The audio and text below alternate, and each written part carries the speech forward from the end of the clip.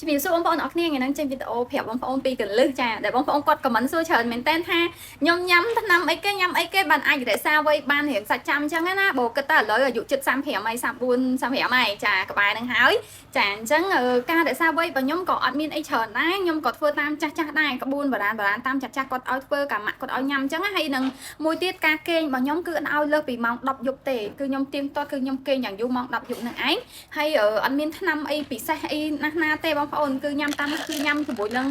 ល្មៀតសូនទឹកឃ្មុំនឹងឯងបងប្អូនម៉ាក់គាត់ឲ្យញ៉ាំអាហ្នឹងអញ្ចឹងជាពិសេសបងប្អូនស្រីយើងពេលមកខែមកអីញ៉ាំអាហ្នឹងទៅវាកាន់តែល្អចាវិធីខ្ញុំគឺមានតែប៉ុណ្្នឹងឯងចាហើយអានេះបងអានេះ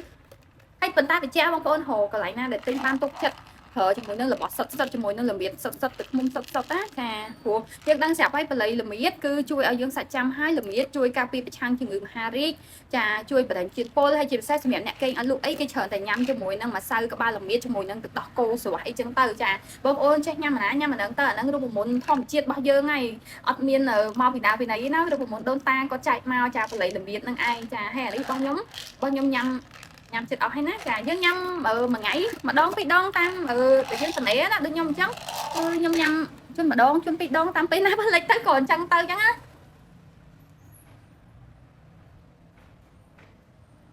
រូបមន្តគឺមានតែប៉ុណ្្នឹងឯងបងប្អូនហើយអាចចេះធ្វើក៏ធ្វើខ្លួនឯងតែបើអត់ចេះធ្វើឬក៏ខ្ជិលធ្វើពិបាកធ្វើអីបងប្អូនឯងរកទិញពីខាងគាត់នេះបាននេះចាំខ្ញុំដាក់ page របស់គាត់នៅលើហ្នឹងព្រោះខ្ញុំទិញតាមពីខាងគាត់ទេបងប្អូនណានេះចិត្តពេញនេះរបស់ខ្ញុំញ៉ាំប្រចាំថ្ងៃវាចិត្តអស់ហើយដល់ពេលត្រូវកំងគេទៀតហើយចាចាំខ្ញុំដាក់ page ខាងគាត់ឲ្យណាបើគាត់ខ្ញុំញ៉ាំតែជាមួយរបស់ខាងគាត់ទេសុទ្ធល្អអញ្ចឹងណាចារូបមន្តគឺមានតែប៉ុណ្្នឹងឯងបងប្អូនហើយនេះ page របស់ខាងគាត់ដែលខ្ញុំទិញរដងហ្នឹងបងប្អូនខាងគាត់មិនមែនមានតែល្មៀតសូនទឹកឃ្មុំហ្នឹងឯណាមានម្សៅមើមខ្ជាយមានម្សៅមើមខ្ញីហើយម្សៅក្បាលល្មៀតហ្នឹងឯងចាពេលដែលខ្ញុំកំងគឺខ្ញុំកំងទាំងឈុតអញ្ចឹងហ្មងចាខ្ញុំទុកចិត្តដោយសារកន្លែងគាត់ហ្នឹងគឺគាត់ផលិតដោយសិប្បកម្មដោយកូនខ្មែរសុទ្ធ 100%ហើយមានចុះបញ្ជីការនៅក្រសួងត្រឹមត្រូវមានការបរិច្ឆេទការផុតកំណត់ចាហើយមានអនាម័យមានស្តង់ដារត្រឹមត្រូវបងប្អូនឃើញការវេចខ្ចប់របស់គាត់ទេណាបងប្អូនចាអញ្ចឹងខ្ញុំគ្រប់គ្រងផលិតផលខ្មែរហើយសំខាន់គឺជា organic 100% ធម្មជាតិតែម្ដងបងប្អូនអាចចូលឆែកមើល page របស់គាត់ដូចខ្ញុំនិយាយអត់គាត់គឺប្រកាសរកទិញតែបងប្អូនណាដែលដាំដោយល្មៀតធម្មជាតិដាំដុះដោយខ្លួនឯងនៅក្នុងទឹកដីស្រុកខ្មែរយើងនិយាយទៅគាត់រកគ្រឿងផ្សំណាដែលធម្មជាតិសុទ្ធអត់មានប្រើថ្នាំអត់មានអីទេអញ្ចឹងខ្ញុំទុកចិត្តព្រោះយើងញ៉ាំចូលក្នុងពោះយើងត្រូវការរបស់ល្អអត់បានទេសម័យឥឡូវត្រូវតែប្រយ័ត្នសុខភាពចា